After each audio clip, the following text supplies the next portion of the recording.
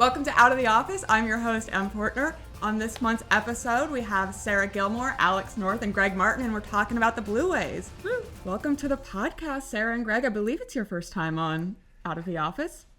Yes. Yes. They're so excited. They're so excited. They're like, yes, we're here. You made us come. It's Blueways. It's exciting. It is exciting. It's a great topic. Yeah. And before we get too far into it, because I feel like we talk a lot about greenways, but not necessarily as much about blueways. So what is a blueway? So similar to a greenway, it's a recreational network or trail that is water-based instead of land-based. So in the Roanoke Valley, we have about 45 miles of blueway. It's primarily the Roanoke River, but it also includes some of its tributaries like Tinker Creek, Back Creek. So it's a water-based trail. Yeah. And you're on the Blueway Commission, Sarah. So what is the commission? Who does it represent? What do y'all do? Yeah, so the Blueway Committee was established by the Roanoke Valley Allegheny Regional Commission, 2013. It is comprised of all the localities that the Blueway runs through. So City of Salem, City of Roanoke, Town of Vinton, of course, Roanoke County. It also includes some civic and conservation organizations in the valley. So Friends of the Rivers of Virginia, Visit Virginia's Blue Ridge. We've got Roanoke Outside. So it's a group that meets bi-monthly. Yeah, and you're just like promoting the blueways, promoting the health of the blueways, all that stuff. Mm-hmm. Promoting development and then marketing of the blueway. Nice.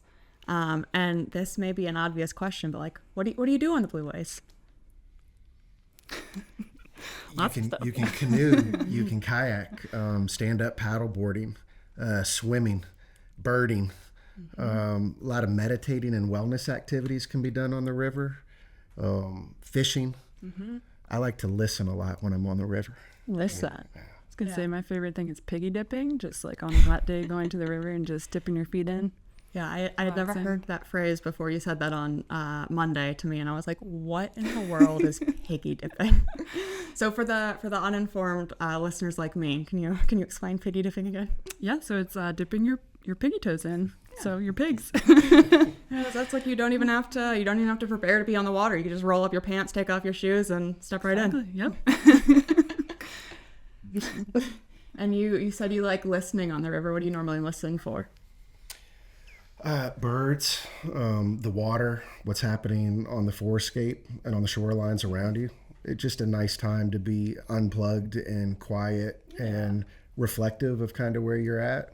Yeah, another form of meditation on the river, right? Can be. Yeah. And Explore Park has several blueway access points. So, where are they in the park and like what are the features of those? So we've got one at our Journey's End parking lot, where you can walk down about a quarter mile to get to the river.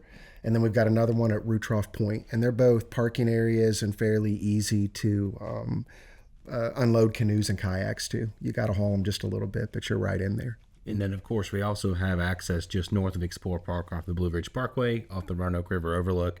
That's currently closed due to some paving, but once that opens back up, you'll see folks out there putting in off the parkway and then taking out either Journey's End or Rootroff. So it's a really cool stretch of river that we're, very blessed to be able to have tie-ins to and have it be part of our park amenities.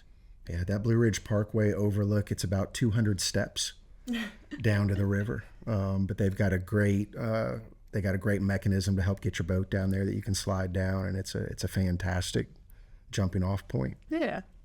Oh, so they even have like a ramp to help you get your boat down? Mm-hmm. I didn't know that. A little rail that you can pop it up on and nice. Run it down. It's helpful. Makes walking down the 200 steps a little easier. Yeah. Yeah, and I know that Sarah and I were talking about this earlier this week, the connection from Journey's End to Rootroff Point. If you're tubing that section, you don't even need to do the whole two parking shenanigans because the greenway comes right back. So you could get in at Journey's End, float down to Rootroff Point, and then deflate your tubes and walk right back to your car.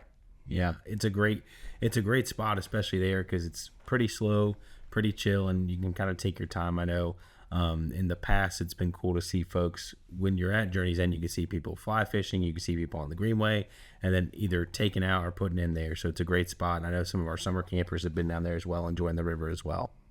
Yeah. Do you know what kind of fish are in the river that people might You could say no. You're like, oh. No, we've got small and largemouth bass, catfish, stripers, and certain times of year, rainbow and brown trout are stocked. Okay. So there'll be people in that river as early as 3:30, 4 o'clock in the morning when the season's in, trying to find those Nice. big ones. Yeah. You could tell I'm not a fisher. I'm like, yeah, what fish are in the river? But yeah, the Blueway through Explore Park, if you get in at the Blue Ridge Parkway access point that you're talking about, you go through some rapids, right? Mm-hmm. So what are those rapids like?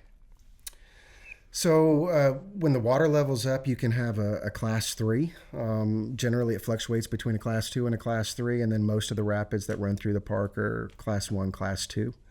So they're pretty casual. They're great for beginners.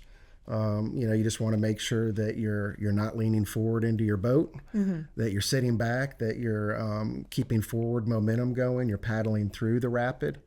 And you're aiming for the downward V. It's kind of called the tongue on the river. You want to ride that, and that's generally the deepest channel of the river.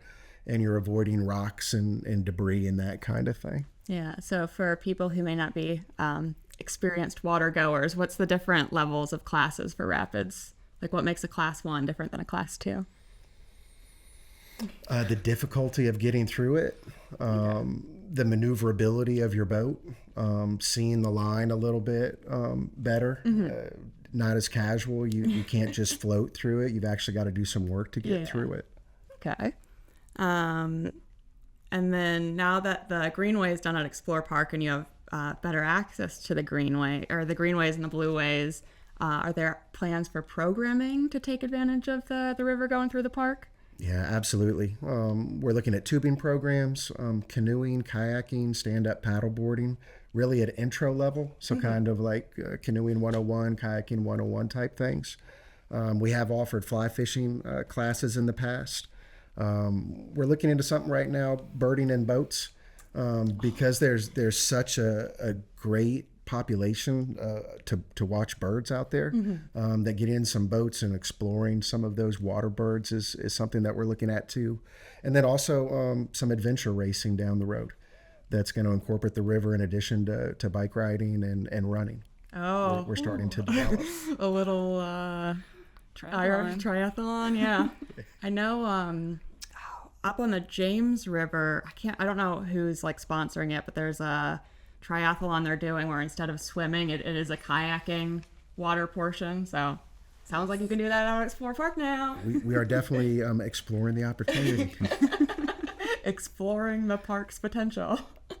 And so the Blueway segments aren't just in Explore Park. On the other side of the county, there are Blueway segments as well at Wayside and Green Hill Park. So what are the features of that part of town? Yeah, so at Wayside Park, we a couple years ago we had a boat ramp installed, so that is a little bit easier to access, and you can float from Wayside Park to Green Hill Park, a short distance of 7 miles, according to the Blueway brochure. And end up at Green Hill Park. Green Hill Park has a pretty long stretch of Blueway adjacent to it, and lots of points that you can exit river right, and also has an ADA fishing pier, so that's a pretty great amenity for folks if you're looking to just fish instead of float the river. Yep. Yeah, I know. Both those locations also have picnic shelters, mm-hmm. so they may not be the biggest one, but Wayside, if you want to pack a lunch or an early lunch, start there and work your way down. It's a great spot. But with the addition of the with the boat ramp there, and then of course the fishing pier, those are two very popular places throughout the year that folks are at. I know, especially at Green Hill Park, you see a lot of people going in just kind of. What did you say earlier? Piggy dipping? Yeah. So they'll do that or just hang out in the river. So it's two great spots on western Roanoke County. I think it's really cool for us and as a county and our park system to be able to kind of really bookend both ends of the Blueway and the Greenway as well. So two great amenities for the region on either side of the county. And if you live in the middle, you can go either way. Or, put it in the city and then float all the way down to Explore Park. Yeah. Yeah, Sarah, you've been referencing over there your little my little brochure. I would say trifold, but it's got like 7 folds. Multiple folds. Except multifold. I don't know what's happening. Yeah, your multifold. My multifold brochure. So the Blueway Committee, we do many things, but one of our most recent claim to fames, we updated the Blueway brochure. So this brochure, it has the entire network. I don't know if the audience can see, but the entire network of the Blueway, so all the way from Eastern Montgomery Park in Montgomery County, all the way to Hardy Ford, boat access. And it highlights the different access points. So there are 22 on this updated brochure. Talks about the amenities at each access point, things like boat ramps, and then ADA fishing piers, some highlights that are individual to certain access points. And then it also has these fancy QR codes. So if you're looking for an access point, you can just scan it with your phone and it'll direct you right there. And Google Maps. And then it also has some safety tips and some other like leave no trace principles and other important stewardship things to keep in mind when you're on the Blueway. And all this information is available at RoanokeRiverBlueway.org Yes, as well. it is. Yeah. So if you don't want to have a hard copy, you can always download it from the website, and that also has information about water levels, which are important to keep in mind when you're floating, and some other safety information if you're preparing for float on the Blueway. Yeah, because safety is, obviously very important. And so, Greg, what are your best like water safety tips? First and foremost, when you're on the river, you want to make sure that you've got a Coast Guard certified PFD. You got to have a life vest on. We always recommend that.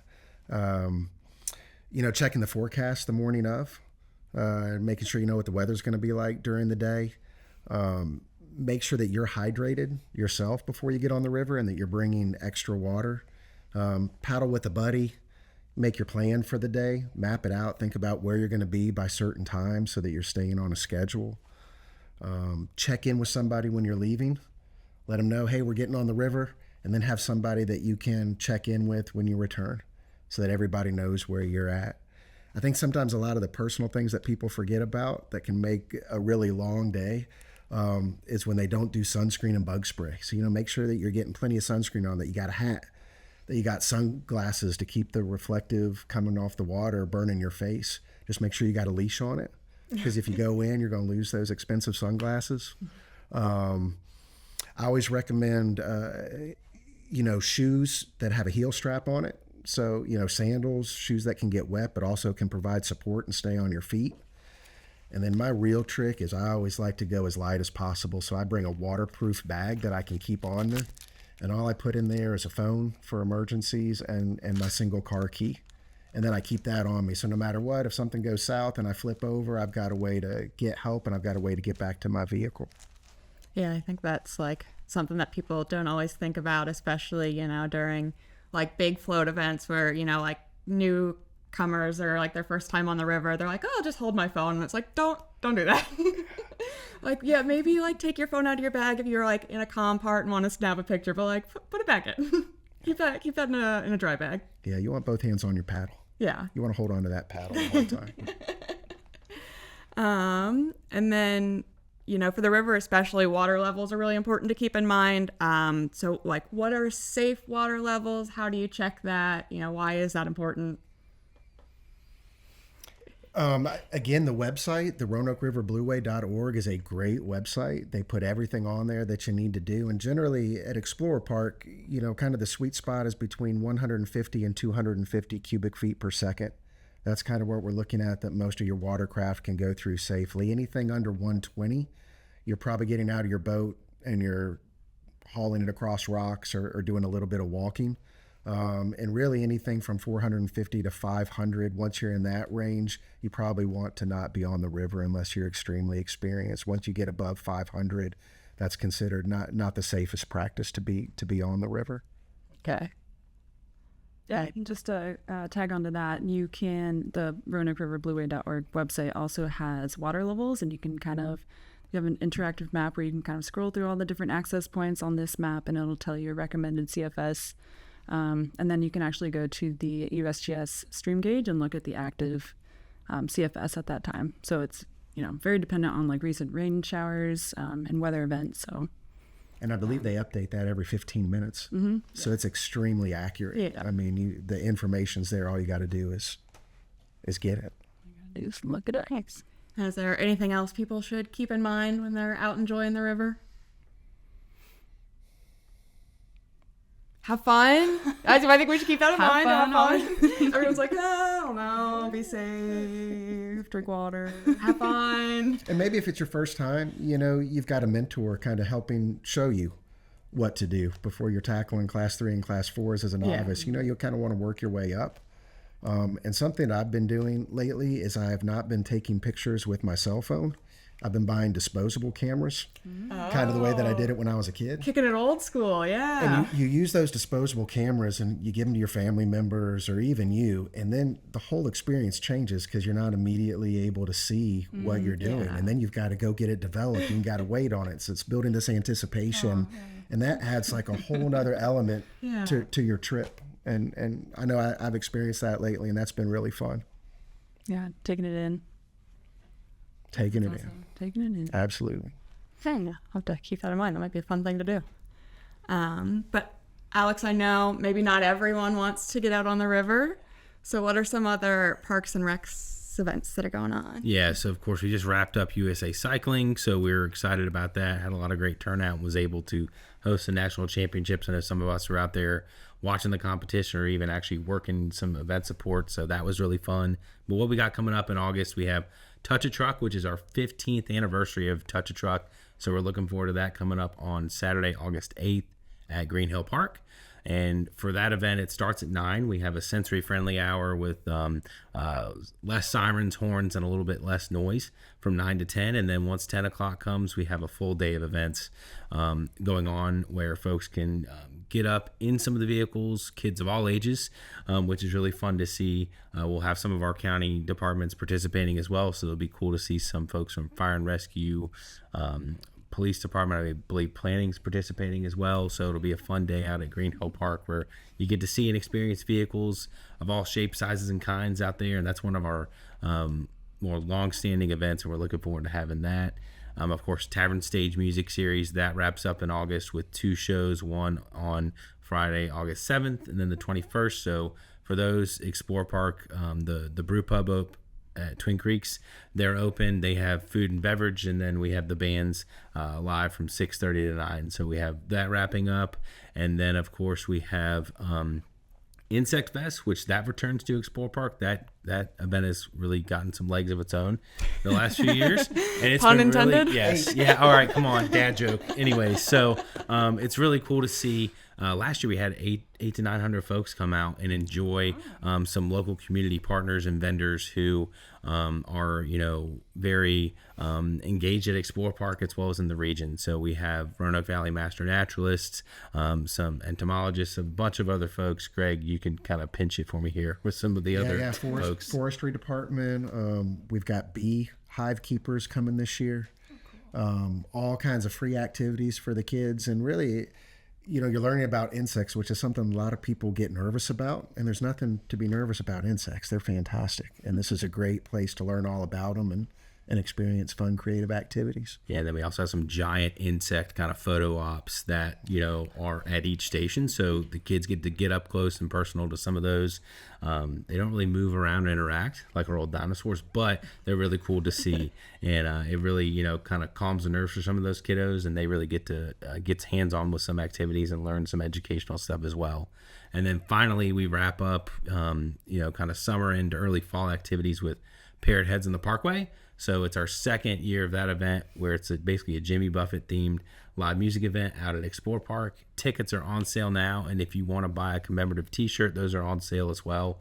So we're looking forward to having that. We have the Tommy Keys duo, and then the Party Parrot Band coming on with some live music. And again, that's up at Twin Creeks Brew Pub, and that'll be at the Tavern Stage. And that is a ticketed event, and folks can go to RoanokeCountyParks.com to purchase tickets and learn more.